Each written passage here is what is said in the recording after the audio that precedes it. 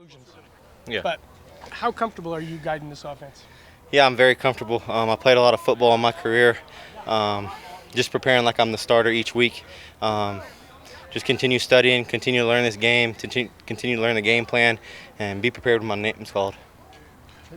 I think Sunday night after the game you said, well, you haven't had a lot of work with the ones. Today, probably the most ever. So what was that feel like? Yeah, I think it's important just getting the timing down with those starting receivers. Haven't got to throw to those guys a lot, and there's a bunch of dudes that can go that start for us right now. And whoever starts at quarterback, our goal is just to get the ball in their hands and let them go make plays. And for them, they got to get used to a new voice. But for you, can't really worry about that, I would imagine. Right? You just got to go and call the play and rally them up. No doubt. Just try to bring a spark to the offense.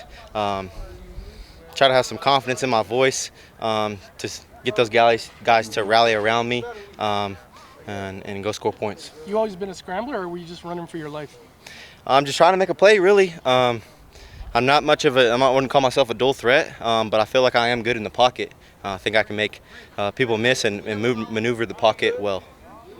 Your college career, you moved around a fair bit. So can you kind of describe what was going on there with the transfer portals and everything like that? Yeah, I mean, I started at Bowling Green as my only offer out of high school.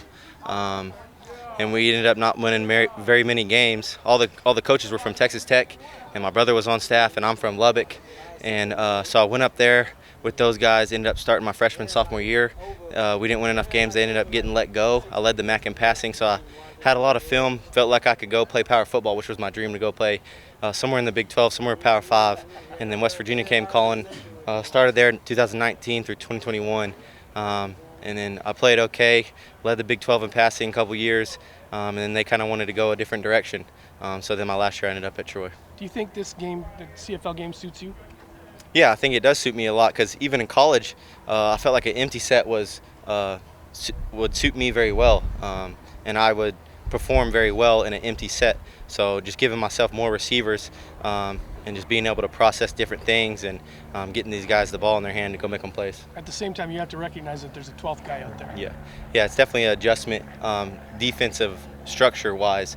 You're used to just maybe a nickel out there or a Sam, and now you have two halfbacks. So it's definitely a different look, but I'm getting used to it. Did you get fooled on the pick? Yeah, they fooled me. I thought I was two over two, and then the safety came down. I didn't even see him. You mentioned you're from Lubbock, Texas. Besides yourself, do you know the most famous person from Lubbock, Texas? I mean, if it's not sports related, Bob Knight would probably be my answer. Texas Tech basketball coach. But who are you thinking? I think Buddy Holly. Yeah, Buddy Holly's going too. So we talk about different personalities. The coach was talking about the personalities. All players are different. Quarterbacks are different. Are you a guy who just wants to go get it? Or are you a guy who studies and studies and studies? What do you do?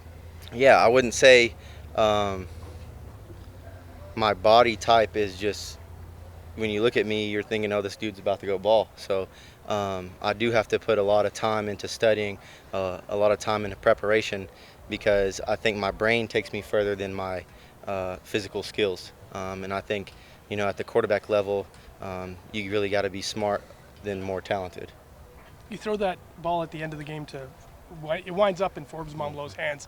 Could have been a pick, obviously. Yeah. Just desperation? Yeah, I didn't care. The time was running down, and just kind of tried to give somebody a chance. I mean, we had already lost the game at that point. You might as well throw it up and see if something happens and something good happened for us.